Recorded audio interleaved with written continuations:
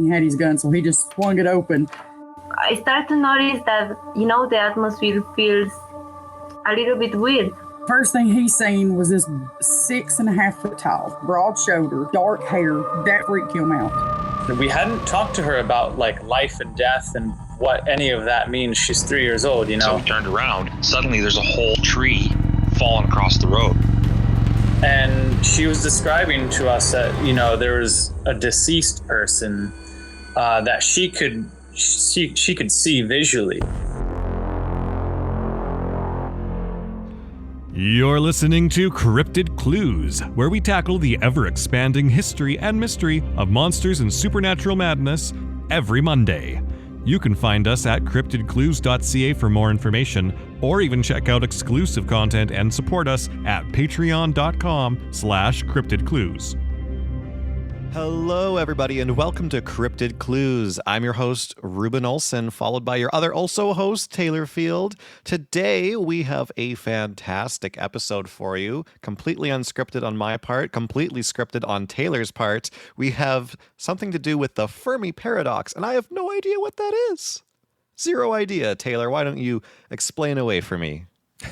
Yes, well, the Fermi Paradox, this is a term that I've known about for a while, and recently I just really wanted to explore it and kind of put it out there for the listeners to kind of understand and follow along with. On top of that, we're going to be talking a little bit later on about the whole Miami alien incident, which I'm excited to get your thoughts about that, Reuben, because we haven't actually discussed it yet together. We haven't. I know exactly what you're talking about, though.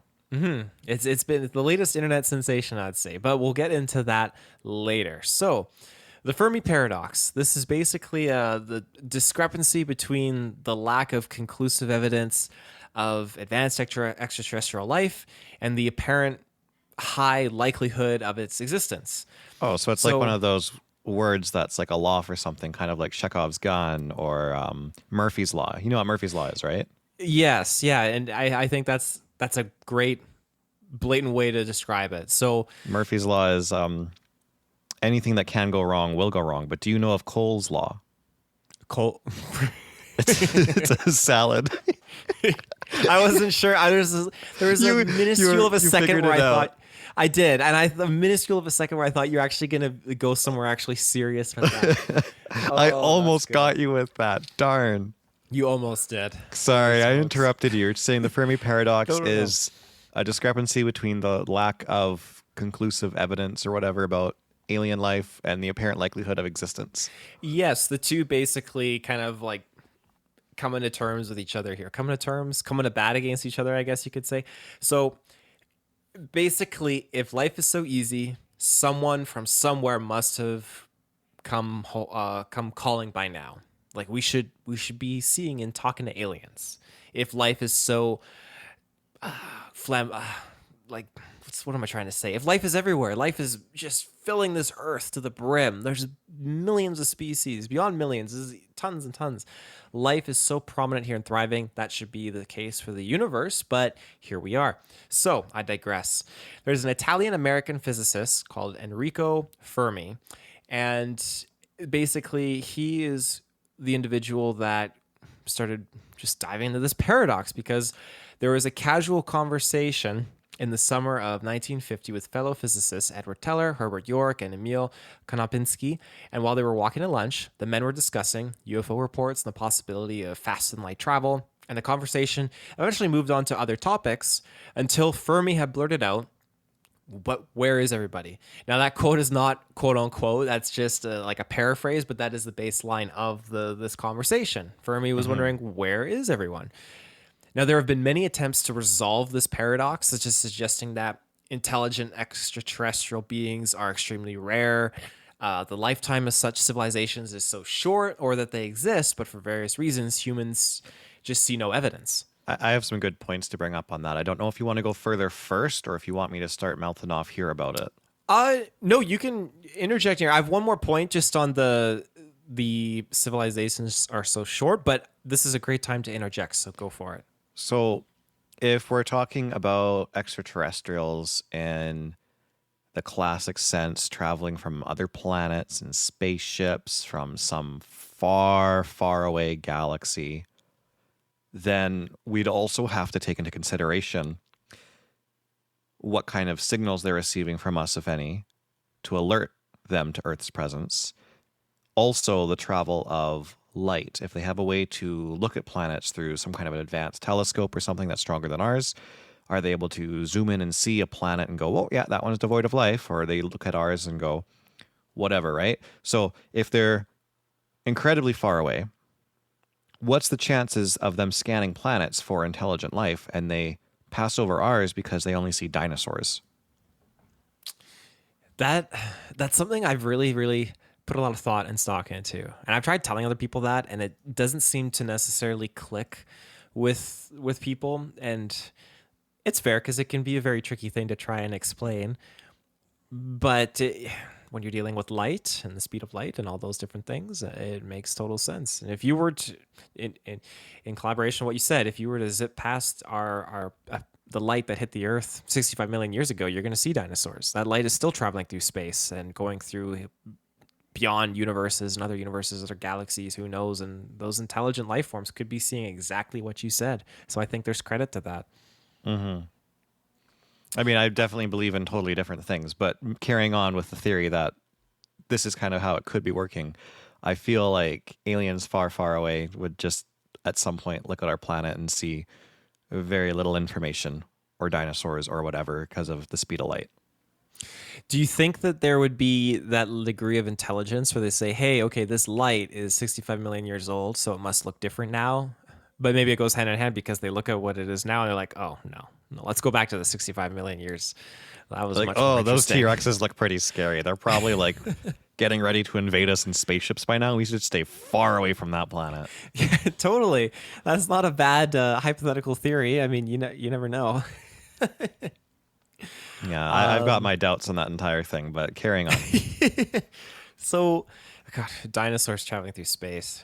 That's something. I'm sure That sounds there's like a movie out there. great TV show, like one of those like sketchy 80s retro vibe shows where it's super silly and obnoxious, but it's funny at the same time. If only we existed in the 80s and we could have capitalized financially on such a bold endeavor. There's so many of those TV shows that are like kind of like parodied the 80s, and they throw in like those synthwave vibes, cool dudes with the rad like shade glasses with like the blinders on them, and they're like riding a T-Rex with a Viking companion or whatever, fighting against Hitler. I've described a very specific one. If people know what I'm talking about, it's interesting. I mean, I don't know so you're aware, I don't know which one you're describing, unless you're referring to like Iron Skye. No, there's this one, and it's pretty much free on YouTube, I believe. It's not very long. It's like 20 minutes, and it opens up with the main character zipping down a sidewalk on his skateboard, and some cops like pull him over for skateboarding, and he sticks his skateboard underneath the cop car and like kicks the skateboard so it flips the cop car up into a building or whatever. Like, it's just over the top insanity. Oh my goodness. And then his buddy has like a power glove, like NES power glove, and he like does some kind of weird time travel shenanigans, and they try to go back in time and fight Hitler with the T-Rex and Valkyries and stuff. Oh, this does sound vaguely Thor. familiar, but I couldn't put my finger on it. So, well, anyways, there you go, ladies and gentlemen. Go tune into that little show there. But I digress. So, getting us back on track. Sorry. As you can tell, this is a very laid back, enjoyable little episode here. So now, if we're dealing with, and this is what really pointed me down the path of the Fermi Paradox here, because there was that brief mention of lifetime of such a civilization being so short, and alien civilizations that could have just hit their peak eons ago have all died out. That is the theory that I found very, very perplexing and interesting back in the day. And so again, like I said, that brought me to where I am now with the Fermi Paradox, just looking into the other possible explanations as to where we are at now with this. And when you look at the universe and the cosmos, I wish, and I tried to find the article that I was reading into, because of course this was years ago, but that we were kind of near the tail end, the third act, you could say, of our cosmos, and that things were kind of like, they're on like the cool down portion.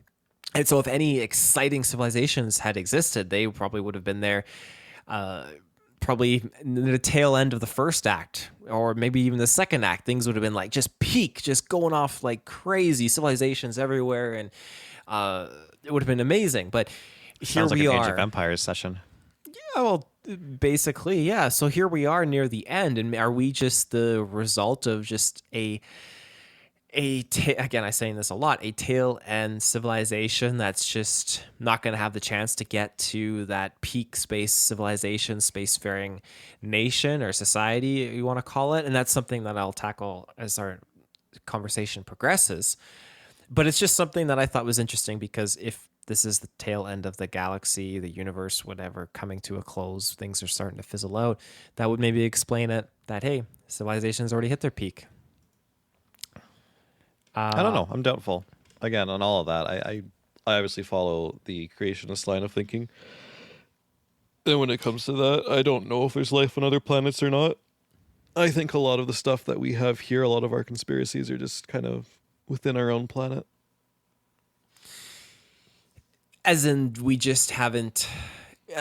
elaborate on that, just within our own like planet. From all the other episodes we've done about aliens and stuff like that, we've touched on like UFOs and stuff in the ocean and whatnot. I think a lot of it's contained. I don't think there's really much coming from outer space, if you will. Like center of the earth type deal, that sort of stuff, right? Yeah. That makes sense. One of the explanations for the Fermi Paradox is labeled as the Great Filter. What is the Great Filter, you ask? Well, have I got some information for you? While discussing UFOs, now this was basically in the year 1950, the physicist Enrico Fermi, again, where is everybody? This is something we already talked about. And so this is scientists of today are basically examining this riddle of this Fermi's paradox. And now you have a paper that was published by NASA scientists that is looked at as maybe being a possible answer. And again, this is called the Great Filter. Economist Robin Hanson proposed this concept of the Great Filter in the late 1990s. And so this paper that was published by NASA was just kind of exploring the possibilities of this and expanding upon it. So it's the idea of, even if life forms abundantly in our Milky Way galaxy, each extraterrestrial civilization ultimately faces some barrier to its own survival. That barrier might come from, example, an asteroid striking the planet, wiping out all of life, or it might come from within, all-out nuclear war. So Hansen had proposed that a great filter might be at work within our own Milky Way galaxy. And he argued, from what you can see here on Earth, that life expands to fill every niche. And so his argument was that we should see signs of intelligent life beyond Earth and nearby star systems, perhaps even in our own solar system, but we don't see this. And I quote, "We postulate that an existential disaster may lay in wait as our society advances exponentially towards space exploration, acting as the great filter, a phenomenon that wipes out civilizations before they can encounter each other. We can take into account multiple calamity candidates, nuclear warfare, pathogens and pandemics, artificial intelligence, meteorite impacts, and climate change." End quote.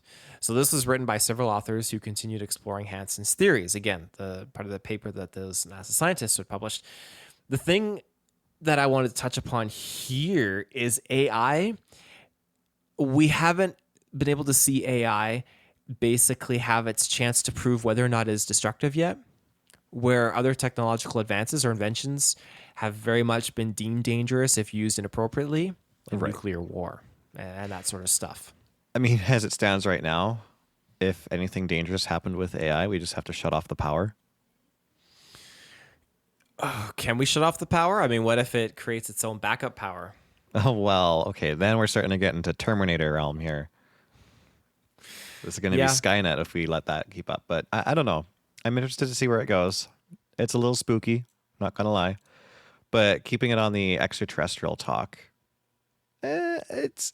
When you look at the other planets and stuff around us, I don't subscribe to the theory that there is some kind of a filter happening, that life is just totally random. And again, that's because I subscribe to a creationist's belief.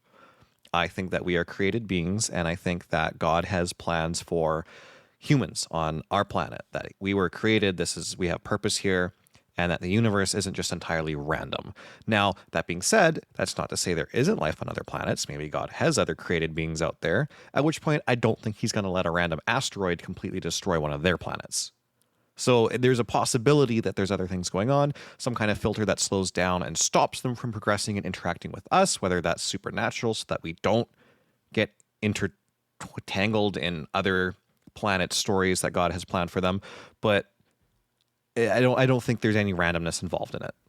Do you think the filter and another equivalency could be necessary? Like, I'm going way off the deep end here. Let's say flat Earth, and we have the dome, the snow globe. Okay.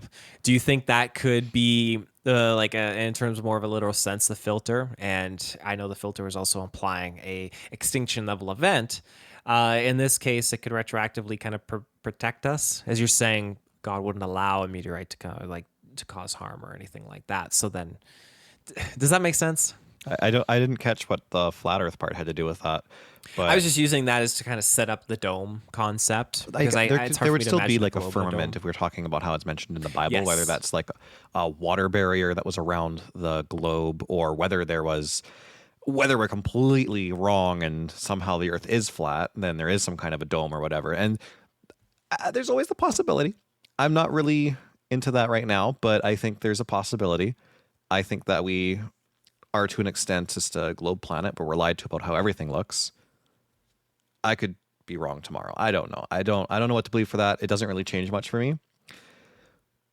But I think that the firmament has changed since the story of the flood. I think that space is not what we're told it really is. And I think we're lied to about a lot of the stuff that we're shown from NASA and other space agencies in particular. Mm-hmm. But again, I could be wrong on that. They could be telling 100% truth. Let me pitch this to you then. If it's not AI, if it's not nuclear pathogen or meteorite, do you think it could be something of a biblical scale, something that could be demonic in nature that could happen, that could cause us to and stop us from progressing forward, if that makes sense? Well, yeah, I mean, I do believe we're living in end times, and a great deception is upon us. And whether that's going to last for a few years or thousands of years, I don't know. And there could very well be an extraterrestrial alien element to that, whether they're demons in disguise or not. I don't know. Sound like a Transformers tagline. Demons in disguise. I don't know. Tiny grays, demons in disguise. Well, it's good you mentioned tiny grays, because tall grays, that's going to segue us into the whole Miami incident. But I was wondering, before we transition over to that, was there anything else you wanted to mention about just life and just... Are we going to hit that spacefaring tier, or is it looking bleak? Ultimately, I don't know. I don't think we're going to progress outside of our galaxy before we are truly in some kind of Revelations tier prophecy. I don't think that we're going to advance into a spacefaring civilization and leave Earth before God takes over the end times in the Bible and goes, okay, it's time for my son to come back. Boom, Christians, etc. All the stuff happens. Mm-hmm. Do you think we would discover more? Well, no, maybe that's not how I want to say it. Do you think we'll have finished exploring the oceans before we get to space? Ooh, that's an interesting thought. Because the oceans are very, very vast. I don't think so. I don't think we'd finish really either. But the oceans are an interesting one. I can totally see like a world where we're believing in aliens and we see these things walking around the streets interacting with us like Men in Black style, but we're very limited on how normal people could go into space. I think it would be like a select few that would be involved in that kind of spacefaring. Oh, totally. It absolutely would be. Now, you mentioned individuals walking around, aliens walking around. So I'm just going to segue now because I'm sure this is what mostly people are fixated on right now. The Miami incident. I'm going to cue over to you, Reuben, before I get into it, because I just want to know your thoughts and where you basically stand on it before I get into the nitty gritty. Sure. I don't know a ton. However, I have seen it crop up in my news feeds a lot lately. And to kind of start from the beginning, I remember seeing a video post on X where it was like, hey, there was a big incident in this Miami mall, Bayside something, I don't know. And there were tons of cop cars. And the video shows this, it starts out with looking like a line of cop cars parked along the street. And then it keeps zooming out and you see that there's like 50 police cars, like 50 of them. And I'm like, oh, wow, that's pretty crazy. And I just remember scrolling past it.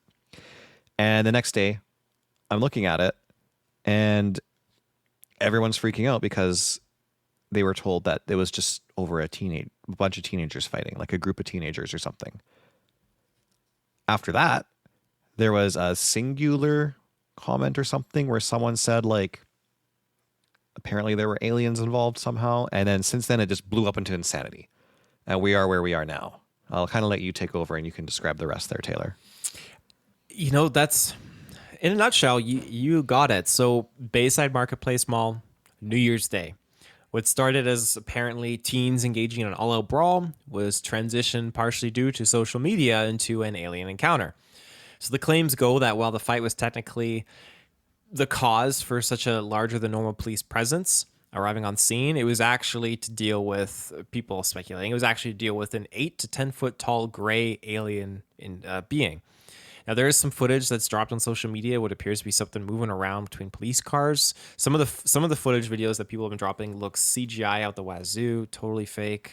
And not that I know the difference between what, though this is totally real or whatnot, but I'm a graphic designer, you're a graphic designer. We've worked with animating things and whatnot. And I'm not saying that we're like pros, we can tell the difference, but I've had to tell certain individuals, like, hey, this photo you're looking at, this is an AI generated photo, even though it looks very realistic. And I think you develop a certain sense for, you can pick up on certain things. And I think that's very valuable. You definitely develop a sense for it. As somebody who's been playing around with Bing AI image generating a lot, you kind of start to get to the point as an artist where you can look at like an acrylic paint and you can go, oh, is it this brand of paint in that particular color from that brand of paint? And people will be like, what? That's just the color red. But when you look at AI imagery and you see it posted online for like Bigfoot evidence or something, and you go, oh, that's AI generated.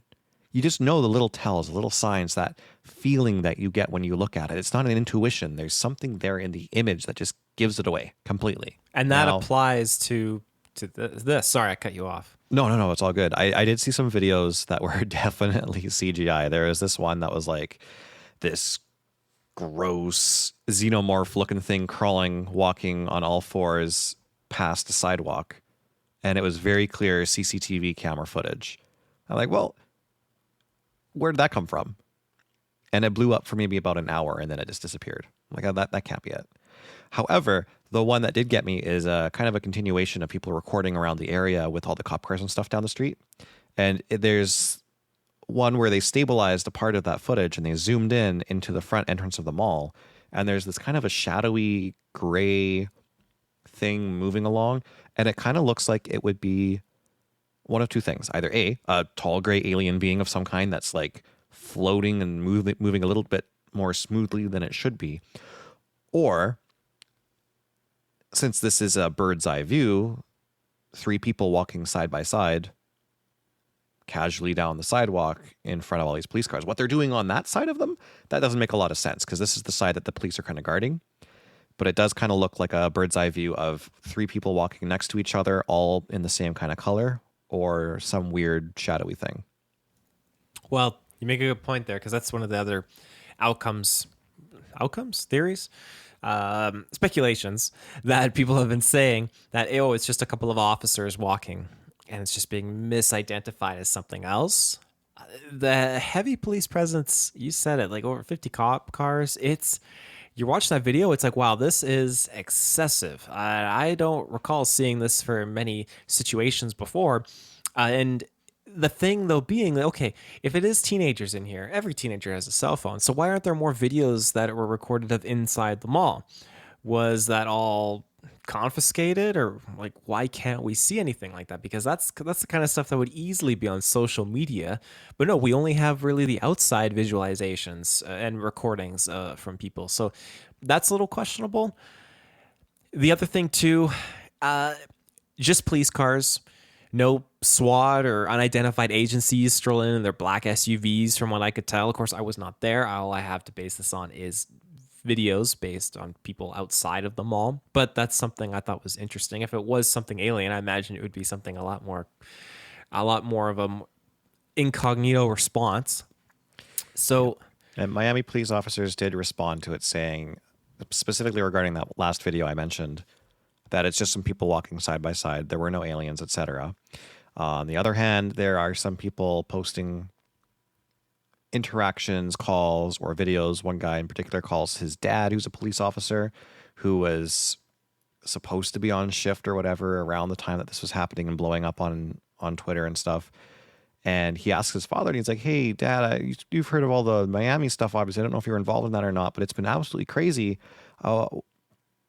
There's this conspiracy going around that there were aliens involved." And the dad kind of just, he hasn't said anything up to this point. He just looks at his child and goes, "No, I can't talk about it. But can you tell me like anything, any kind of hint, anything at all? Was it aliens, Dad?" And the dad's just like, "I can't tell you anything." So there's something more going on. And I don't know, maybe the aliens are a distraction. Maybe the teenager story is another secondary distraction. There was one call where it kind of sounds like, as this was being reported to like a 911 scenario, that there were reports of terrorists in the building. That could be a third distraction. I don't know. Like, there's so many things this could be. Terrorists is an interesting one, because what I had found was that it was these teens were launching fireworks and looting stores inside the mall. And I could see how that falls into play with terrorists, if they think it's like gunshots and whatnot. And this is not the first case where teens are detonating fireworks, because I know in Canada there was an incident where a person was on a bus, a teenager, and she shot a firework off in a public bus. And there's a discipline disconnect with kids these days. You shouldn't be firing fireworks like that. That's so dangerous. Mm-hmm. Even in our local mall here, teenagers set off, I believe it was tear gas bombs, not military grade, but just basic like tear gas, or maybe it was like smoke gas. I can't remember, but they did in the mall, in our food court, where there's people, there's kids, elderly. You don't do that kind of stuff. It's horrible. So if that's the case here, I understand if they think it's terrorists, if fireworks are going off, explosions, and they're looting, I can understand a heavy police presence. But then the situation that you mentioned, where this officer is not even telling their member of their family the truth, it's so many question marks attached to so many of these situations, and I'd love to know where the alien originated from and who really just ran with that, because I think at its core, it just goes to show you have people that weren't there making claims, and those claims are false. So, and that's exactly it. We won't know the truth behind this, because the only videos that we have are people way up tall in their apartment buildings recording from above. Grainy footage, of course, which is our curse as cryptid researchers. And anyone coming forward as an eyewitness has no proof that they were actually there. There's no, in a sense, there's no historical evidence for us to go on for this. There's no one, anyone can come forward and say, "Yeah, no, I was there. I saw them. There were aliens. My buddy was there. They said there was aliens." People can say all they want. Now, you have a lot of people saying this, but they're all going off of those first few that came forward just with a random story. Yeah. Absolutely. And none of those people are reliable sources. I would say that's the biggest one. There's a huge difference between eyewitnesses, people coming forward stating to be eyewitnesses, but also being someone that's a reliable source of information. Yes, I agree. In closing, I personally don't think this was necessarily anything extraterrestrial. And again, like we already spoke to, the truth being warped casts more doubt and confusion on the fact that I do believe aliens exist. And what shape or context, like you said, there's no evidence or historical facts to base it off of. So how can anyone really know? Exactly. But that's just think, me. Another great way to close this off, going back to our Fermi Paradox and Chekhov's gun and all those other laws. This is Schrodinger's box, the Miami Mall Schrodinger's box. Both aliens and teens fighting happened at the same time. There's really no way to tell which one is which. I like that. That's a good capper to this episode. Teenage aliens fighting. Teenage aliens fighting.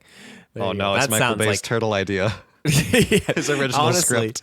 Yeah, there you go. Yeah, that's so true. That's what he was pitching, wasn't he? Yeah. Oh my goodness. Yeah. Okay. Well, is there anything else you'd like to toss in as we close out here? That's it. That's all. That's it. That's all. Well, ladies and gentlemen, thank you for tuning in to this episode of Cryptid Clues. Website, CryptidClues.ca. Social media channels, Twitter, YouTube, and Facebook. You can find us on Patreon as well. And if you want to reach out, say hi, send us a message, cryptidclues@gmail.com is how you do just that. So until next time, everyone, take care and stay safe. Bye-bye.